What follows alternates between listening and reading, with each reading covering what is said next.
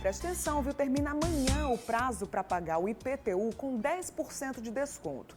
Mas e em caso de imóveis alugados, por exemplo, de quem é a responsabilidade? É do inquilino ou do proprietário?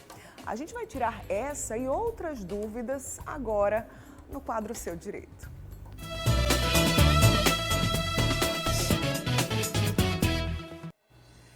Para conversar com a gente sobre esse assunto, aqui no estúdio eu recebo a advogada Mariana Tizey. Bom dia, doutora, seja bem-vinda. Muito obrigada. Você aí de casa pode e deve participar do quadro Seu Direito, como? Enviando perguntas para o WhatsApp do Mulher Demais.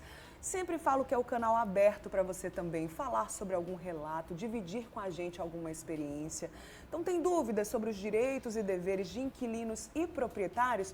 Manda para mim, tá? O WhatsApp do Mulher Demais fica aqui comigo, é o 991050400. Vai mandando suas perguntas em tempo real, eu vou trazendo aqui para nossa especialista, tá? Doutora Mariana, para ficar mais fácil, didático para a turma de casa, a gente já separou algumas telinhas, tá? Pra gente já antecipar, introduzir aqui o nosso bate-papo. Vamos nessa? Solta aí a primeira tela pra gente, por favor. São temáticas, né? A gente dividiu esse assunto, que é um assunto extenso, né, doutora? Em tópicos, para ficar mais fácil. Começando, então, com a temática da semana, que é a questão do pagamento do IPTU. De quem é essa responsabilidade, doutora, quando o imóvel é alugado? É do inquilino ou do proprietário? Bom, é uma questão um pouco delicada porque o IPTU é uma obrigação tributária que está vinculada ao imóvel. Então, em teoria, a obrigação é do proprietário. O que acontece é que no Brasil criou-se o costume, e isso está presente em quase todos os contratos de locação, que o IPTU deve ser pago pelo inquilino. Sim. Só que precisa haver a previsão no contrato. Caso não exista a previsão no contrato de que deve ser pago pelo inquilino, então a obrigação, a cobrança vai vir para o proprietário. A partir do momento que você vai fechar aquele contrato, precisa estar discriminado ali, então, né, doutora? Exatamente. É uma responsabilidade minha, então eu vou me programar para isso. Não tá ali, não é mais minha responsabilidade, é isso? Exatamente. O contrato de locação é que vai dispor, porque o correto, via de regra, a obrigação é do proprietário. Mas no Brasil, realmente há esse costume de que em contrato se passe para o inquilino. Certinho. Pergunta respondida, então. Vamos para a próxima tela? Mais um tópico aí. Inquilinos e proprietários, tá? Direitos e deveres, assunto hoje aqui no Mulher Demais. Zelar pelo imóvel. Essa questão do zelo, de cuidar desse imóvel. De quem é essa responsabilidade, doutora? É uma pergunta bem interessante também, porque a lei ela dispõe exatamente da seguinte forma: o inquilino ele deve zelar pelo imóvel como se fosse seu. Então, o inquilino ele tem dever de zelar pelo imóvel. E o que eu recomendo que seja feito é um laudo de vistoria antes da locação, para que nesse laudo fique discriminado como estava o imóvel no momento da locação. E aí, ao final do contrato, pode ser comparado o estado do imóvel como ele estava anteriormente. O que muitas pessoas, né, ficam na dúvida, questão, por exemplo, de pintura, né, deixar o imóvel organizado. O proprietário, ele tem essa liberdade de observar como é que esse imóvel está sendo bem cuidado ou não? Nesse caso, doutora, fazer uma espécie de vistoria, por exemplo, de tempos em tempos, ele pode fazer isso? Então, o que é que acontece? Durante o contrato de locação, o inquilino ele fica com a posse do imóvel, o que significa que o proprietário não pode entrar no imóvel sem que o inquilino concorde com essa entrada. O que eu recomendo é que as partes conversem e aí o proprietário vai agendar um dia, um horário para ir ao imóvel e o inquilino permitindo, ele vai poder entrar e verificar o estado do imóvel. Muito bem, vamos passar aí para o próximo tópico, né? Próxima temática, modificações e reformas. A gente falou sobre a questão do zelo e é diferente aí nesse sentido, né, doutora? Algumas reformas que são necessárias até para que o inquilino continue dentro daquele imóvel e usufruindo daqueles espaços. E aí, nesse caso, assim, por exemplo, reparos como rede hidráulica, pintura da fachada, de quem também é essa conta no final da história? Então, as modificações e reformas no direito são chamadas de benfeitorias.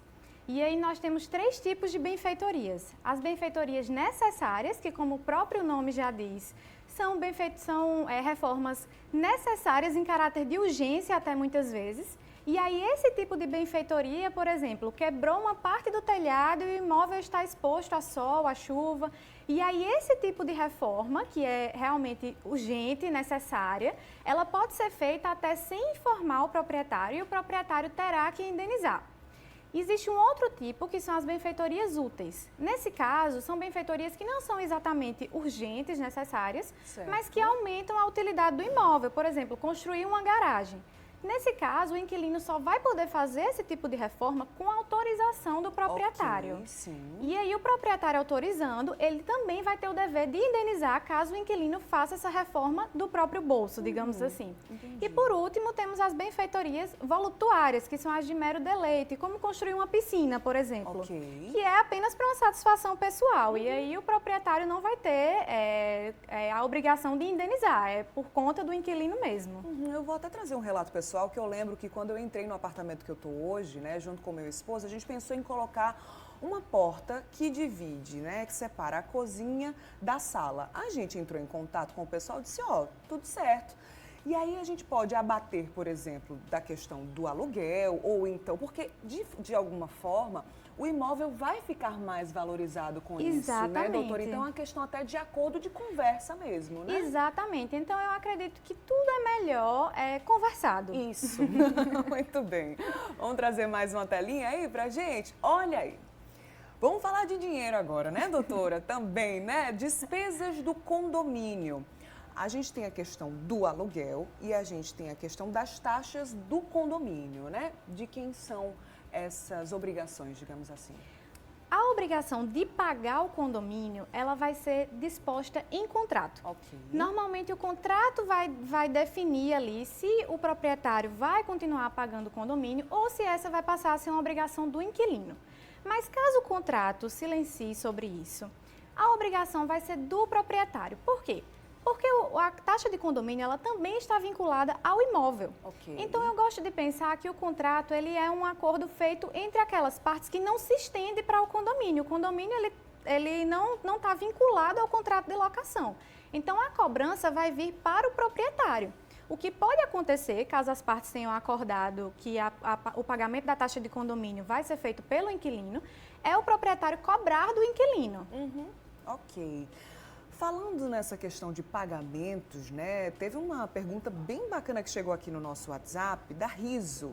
Obrigada pela sua participação, Riso. Ela pergunta o seguinte, doutora, quando o inquilino entra para morar e logo de cara já chega a luz, a conta, né, de luz e de água, quem paga? É ele, o inquilino, ou é uma obrigação do proprietário nesse caso? Veja, se essa conta que chegou foi referente ao período que o inquilino ainda não estava no imóvel, Sim. então a obrigação vai ser do proprietário, porque o inquilino não vai pagar pelo serviço que não utilizou. Ok. Então essa é a regra. Certo, aí entre em contato, já Isso. chegou aqui a luz, mas eu não estava por aqui ainda. Nesse caso, a obrigação é do proprietário, né, doutora? Exatamente. Muito bem. É um assunto extenso, como a gente comentou, né? Daqui a pouquinho a gente continua aqui no quadro Seu Direito. Você vai mandando suas mensagens, tirando dúvidas através do Zap do MD, tá aqui comigo, tá? É o 991050400. Já a gente retoma, tá, doutora? Combinado. Combinado.